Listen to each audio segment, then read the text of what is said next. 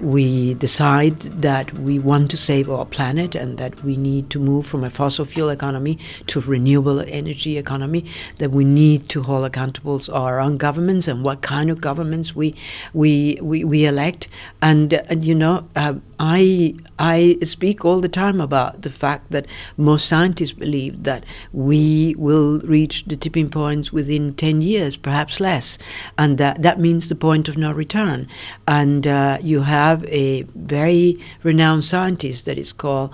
Jim Hansen, who talks about the need to go back to 350 part per millions. We are already, I think, at 390 something, and we're not doing anything. And he really believes that we will reach the tipping point if we do not change the way in which we conduct ourselves and the way that in which we regard or behave vis-a-vis of our planet.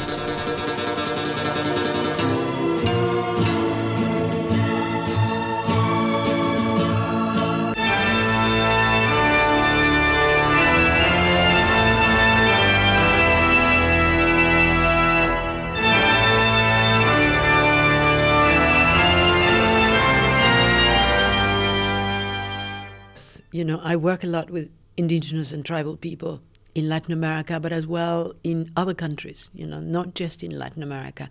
And I speak about the need for a new model of development, a model of development that will not endanger the livelihood of communities, of people, of tribal and indigenous people too,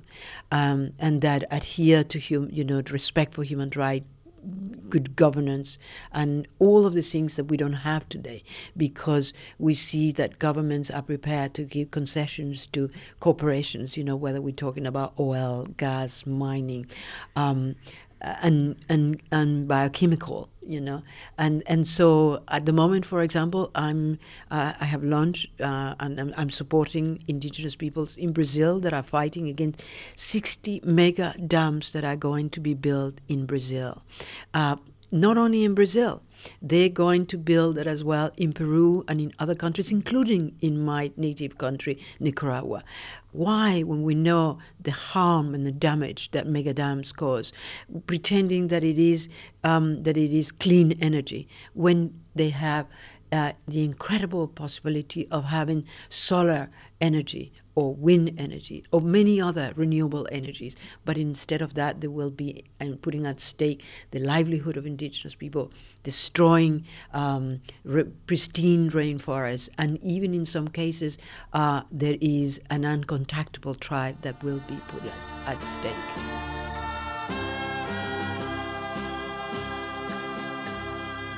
Although I am hopeful for Latin America, and that I'm glad to see that indigenous people feel that they can be empowered, that they can speak up, I am still not so optimistic. I think there is a lot that we need to do, a lot that we need to do with respect to our priorities about what do we consider to be development, what do we consider to be worth, you know, the kind of investments and the kinds of development that continue to put at stake our planet, the environment, and the survival of present and future generations.